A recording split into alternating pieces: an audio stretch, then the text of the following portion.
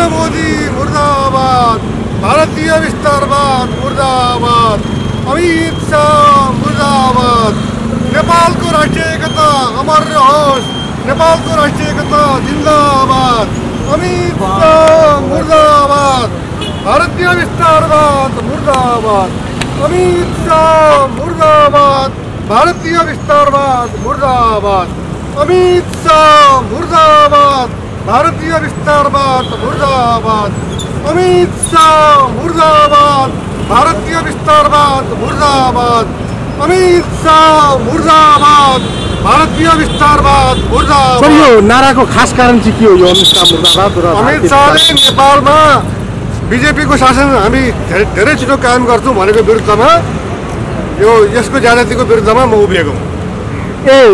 इन्डियाको राजनीतिक दल भाजपाले नेपालमा शासन चलाउने हजुर नेपालमा छिटै बीजेपीको शासन सुरु हुन्छ भनेपछि त नेपाल के बीजेपीको इन्डियाको स्टेट हो, अरू पार्टी छैनन्।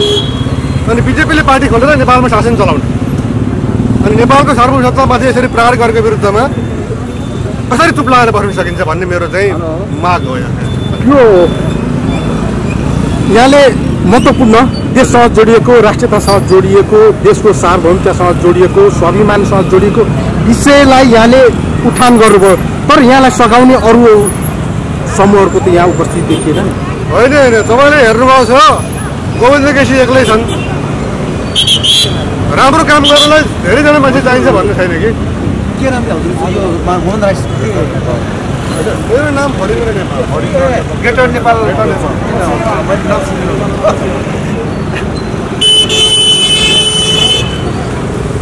अब यो ग्रेटर नेपालको मुद्दा चाहिँ अब कसरी अगाडि बढ्छ त? यो अमित शाहको विरोध त एउटा रह्यो, ग्रेटर नेपालको विषयमा चाहिँ होइन। ग्रेटर नेपालको मुद्दा त हामीले राष्ट्रिय अन्तर्राष्ट्रिय रूपमा यो कुरालाई उठाउँदै आएका छौँ।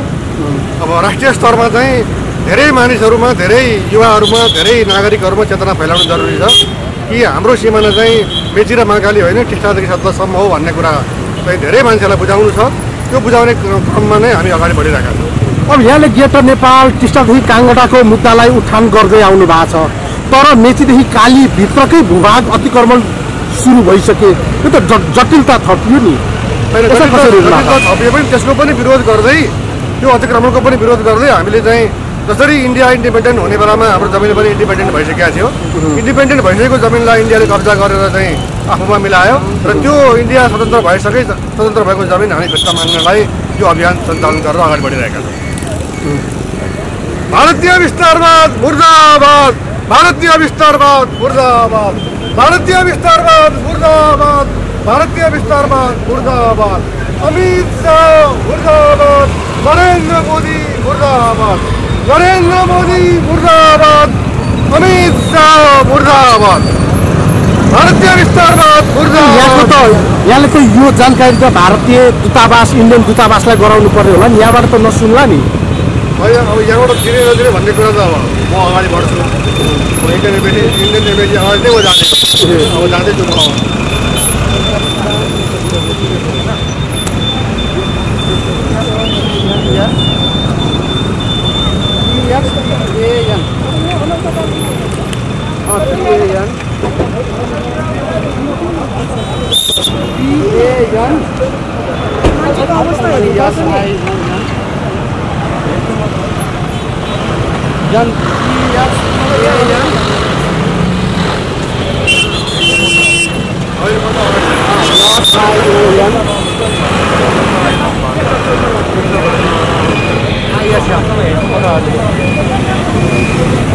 भाइबाट हालिदिनु, भाइबाट हो एक्सप्लेनेसन हो ल।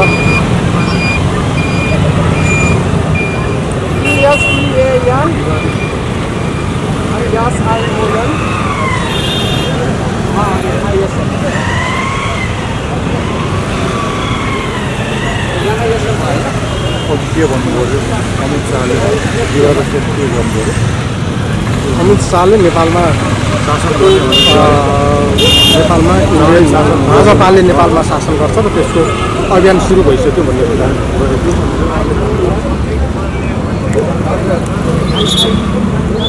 अब यहाँ नेपाल जस्तो सार्वभौम सत्ता सम्पन्न मुलुकलाई इन्डियाले आफ्नो प्रान्त बनाउने जुन एउटा कुचित बनाइराखेको छ त्यसका विरुद्धमा सारा नेपाली उठ्नुपर्छ। म एउटाले आगो बालेको हुँ, अब त्यसमा दाउरा थप्ने काम अरूले गर्नुपर्छ। तर त्यो भइरहेको देख्नुहुन्छ? हजुर, त्यो भइरहेको देख्नुहुन्छ? के भइरहेको? तपाईँले सोचे जस्तो तपाईँले आगो बालिरहनु भएको छ, अरूले दाउरा हालिदिउन् भन्ने खालको होइन। नेपालीहरू सबै राष्ट्रवादी छन्, त्यो एउटा अवसर खोजिरहेका मात्रै हो। त्यो अवसर प्रदान गर्ने काम हामी जस्ता मान्छेहरूको, त्यो अवसरको उपयोग सारा नेपालीले गर्छन् भन्ने मलाई विश्वास छ। अब यहाँ आज इन्डियन दूतावासको मुख्य नाकामै आएर इन्डियाका केन्द्रीय गृह मन्त्रीलाई उद्धृत गर्दै जुन समाचार सार्वजनिक भयो त्यसको विरोधमा बोल्दै हुनुहुन्छ। नरेन्द्र मोदीको सत्तालाई चाहिँ यहाँबाट के सन्देश दिन चाहनुहुन्छ? नरेन्द्र मोदीको एउटा नारा के छ भने ग्रेटर इन्डिया भन्ने छ। हाम्रो नारा छ ग्रेटर नेपाल। उसको ग्रेटर इन्डियामा नेपाल सहित अफगानिस्तानदेखि बर्मासम्म र श्रीलङ्कासम्मका मुलुकहरू छन्। हाम्रो ग्रेटर नेपालमा सुगुर शान्तिभन्दा अगाडि हामी चाहिँ टिस्टादेखि सतलासम्म गएका थियौँ। उत्तरमा चाहिँ हिमालय पर्वतसम्म र दक्षिणमा गङ्गाको मैदानसम्म, उत्तरी मैदानसम्म त्यो भूभाग हाम्रो हो। त्यो अहिले इन्डियाको उपनिवेशमा छ, त्यो हामीलाई चाहिन्छ भन्ने हाम्रो माग। अब तपाईँलाई नरेन्द्र मोदीलाई सम्मानपूर्वक नेपालको भूभाग फिर्ता गरिदिन म अनुरोध गर्छु। यति नै हो मेरो भनाइ। कालापानीमा इन्डियन फौज बसिरहेको विषय त्यो तत्काल हट्नुपर्छ। त्यो हाम्रो टेरिटोरी हो। उसले आफ्नो टेरिटोरी भन्दैमा उसको टेरिटोरी हुँदैन। र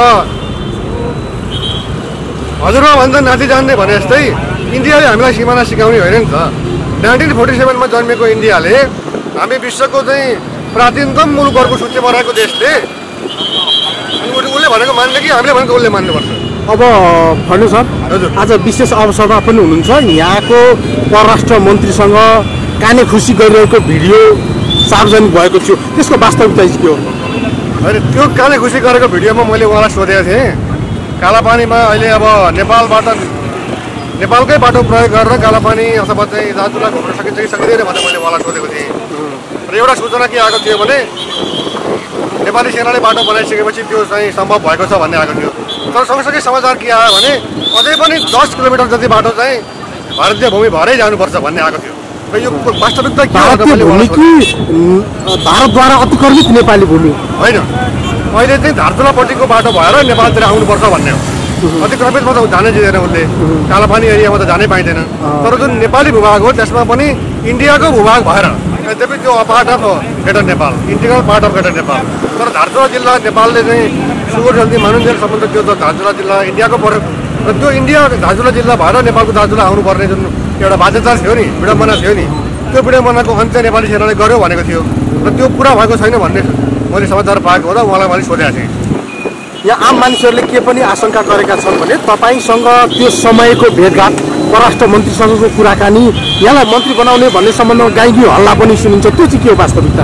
यो त हास्यास्पद हो। मलाई मन्त्री बनाउने कुरा कसरी सम्भव छ? त्यो प्रस्ताव उद्देश्य मन्त्री बन्नु नै होइन। म जमिन पाउनुको निमित्त लडेको हो, मन्त्री पाउनुको निमित्त लडेको होइन म। अब यहाँले ग्रेटर नेपाल र यो देशको भूमिसँग जोडिएका मुद्दाहरूलाई निरन्तर रूपमा उत्थान गर्दै आउनु भएको छ। यहाँको एउटा बेग्लै जनमत छ, जो देशभक्त नागरिकहरू छन् नि, त्यसलाई क्यास गर्नको लागि, फाइदा लिनको लागि यहाँलाई अन्य दलहरूले पनि अफर गरिरहेका होलान्। त्यो भयो भने यहाँको झुकाव चाहिँ कुनतर्फ नजिक? नेपालका अधिकांश दल इन्डियाबाट सञ्चालित छन्। हेर्नुहोस्, उहाँहरू रिसाए पनि हुन्छ, खुसाए पनि घुसाउनु त कुरै छैन। त्यही कारणले ती दलले मलाई अफर गरेका पनि छैनन्। र उनीहरू कहाँ गएर म मेरो मुद्दा बिसाउनु पनि चाहन्न। म आफै लड्छु। ग्रेटर नेपालको मुद्दा ग्रेटर नेपालले आफ्नै पार्टी बनाएर लड्छ। अरू पार्टीसँग विलय भएर जाने सम्भावना छँदै छैन। अब अगाडि बढिन्छ कि यही प्रदर्शनमा? होइन, मलाई उहाँहरूले रोक्नु भएको थियो डिएसपी साहब आउनुहुन्छ भनेर। अब उहाँ आएपछि के भन्नु हुँदो रहेछ, म त अगाडि बढ्ने प्रयास गरेको हो। अब अगाडि बढ्न खोजे पनि उहाँहरूले रोकिहाल्नुहुन्छ होइन भाइ, कि जान पाइन्छ? खेल्यो भने के हुन्छ? हजुर खेल्यो भने के गर्नु बनाउनुहुन्छ कि खराब कुरो पार्नु?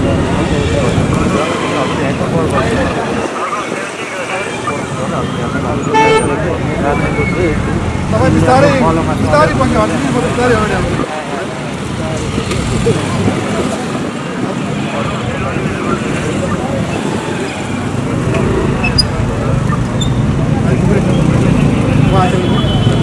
बोलाउनु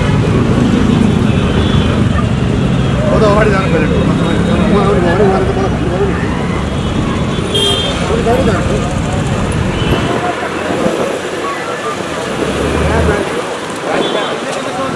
यो भित्रतिर हो यो इन्डियन एम्बेसी कसरी बोल्नुहुन्छ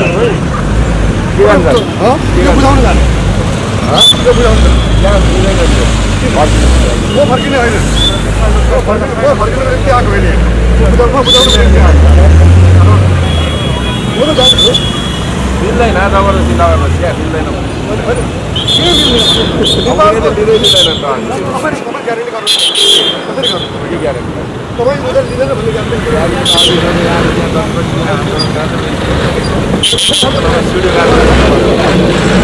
सिडीकारलाई बुझाउनुहोस् उनीहरूले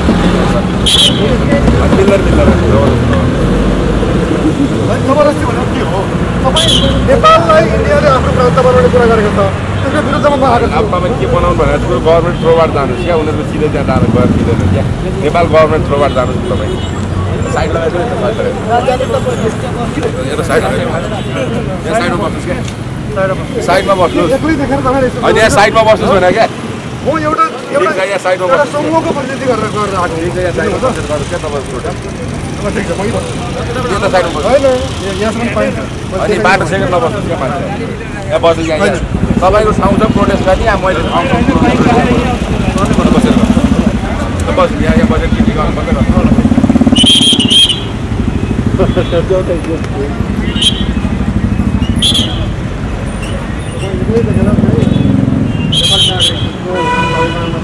उनीहरू युनिभर्सिटीमा भन्दा त एम्बेसीले नेपाली पिपुलले हाम्रो विरुद्धमा प्रोटेस्ट गर्न पाइन्छ तर हामी जे आउँछ नेपाल गभर्मेन्टको थ्रोबाट जे आउँछ दिन्छौँ एक्सेप्ट गर्छौँ जे गर्नुपर्छ गर्नु उनीहरू डाइरेक्ट कोही नेपाली चाहिँ अप्रोचै गर्दैन अब यहाँ त दिनको 100वटा टोली आउँछ 100वटा टोली तपाईँ त इन्डियन एम्बेसीको तर्फबाट बोल्दै हुनुहुन्छ इन्डियन एम्बेसीको तर्फबाट बोले होइन क्या यहाँ जे जे घटना घट्छ त्यसको कुरा चाहिँ मैले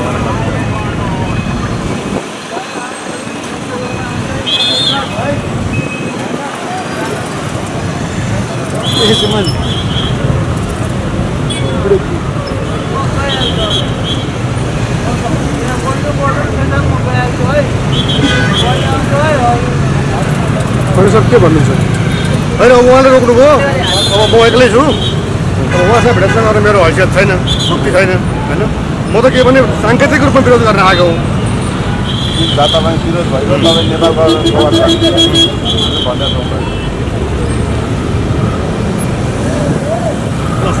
म अब यहीँ बस्छु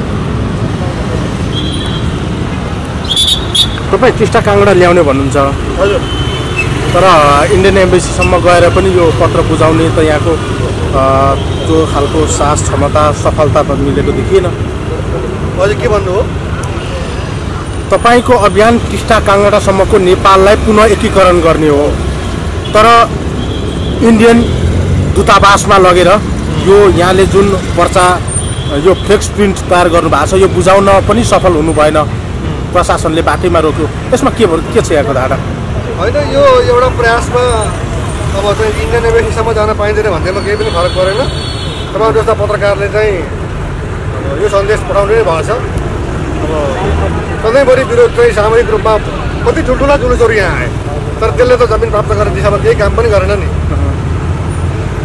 सिजनल जुरुसहरू भए तर चाहिँ उपलब्धिपूर्ण ढङ्गले, तर्कपूर्ण ढङ्गले, माग पुरा गर्ने ढङ्गले त कुनै पनि आन्दोलनहरू अगाडि बढ्न सकेन। हामी अब यो दिशामा छौँ कि अझ म फर्टिलाइजर नेपाल एक्लै आएर उभिरहेको छ तमासा देखायो भन्ने कसैलाई लागेको छ भने त्यो भ्रम हो के। म तमासा होइन, म त आगो बालिरहेको छु, म बिउ रोपिरहेको छु। यो हाम्रो परम्परा अनुसार हजुर सेतो कात्रो पितृको क्रिया गर्नलाई लगाइन्छ। यो कालो कात्रो चाहिँ के शत्रुप्रति समर्पित हो कि यो के हो? यो कात्रो बाँध्यो भने, सेतो बाँध्यो भने बाबुआमाको क्रिया गर्नलाई बाँधेको, अब यो चाहिँ मैले मोदीको क्रिया गर्नलाई बाँधेको। हाम्रो देशको सार्वभौमसत्तामाथि प्रहार गर्ने मोदीलाई कुनै अधिकार छैन। त्यस कारणले मैले यो कात्रो यो कालो बाँधेको। अब भनिदिनुहोस्, विभिन्न घटनाहरूसँग जोडेर इन्डियाको हातका विषयहरू चर्चा गर्छन्, ठुला ठुला हत्याकाण्ड। अन्य नेपाल यो बारम्बार ग्रेटर नेपालको मुद्दालाई जीवित राखिरहने, संयुक्त राष्ट्रसङ्घमा समेत लगेर यी विषयहरूलाई बहसको विषय बनाउने, तपाईँ माथि यो खतरा छ भन्नेतर्फ यहाँ के छ? कतिको संयमित यो विषयमा हुनुहुन्छ? मलाई खासै चिन्ता छैन, किनभने राजा वीरेन्द्र 5000 सेनाको घेराबन्दीमा हुँदा पनि मारिएका थिए। अनि फर्टिलाइजर नेपाल त कसरी बसिरहेको छ अहिले हेर्नुहोस्। अनि मलाई मृत्युको के डर भन्नु न? जसलाई लोभ छैन नि त्यसलाई मर्नुसँग डरै हुँदैन कि।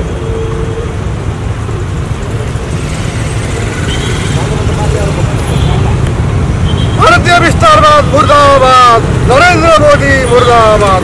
भारतीय विस्तारवाद मुर्दाबाद, नरेन्द्र मोदी मुर्दाबाद। अमित शाह मुर्दाबाद, अमित शाह मुर्दाबाद। नेपालको राष्ट्रिय एकता जिन्दाबाद, नेपालको सार्वभौमसत्ता जिन्दाबाद।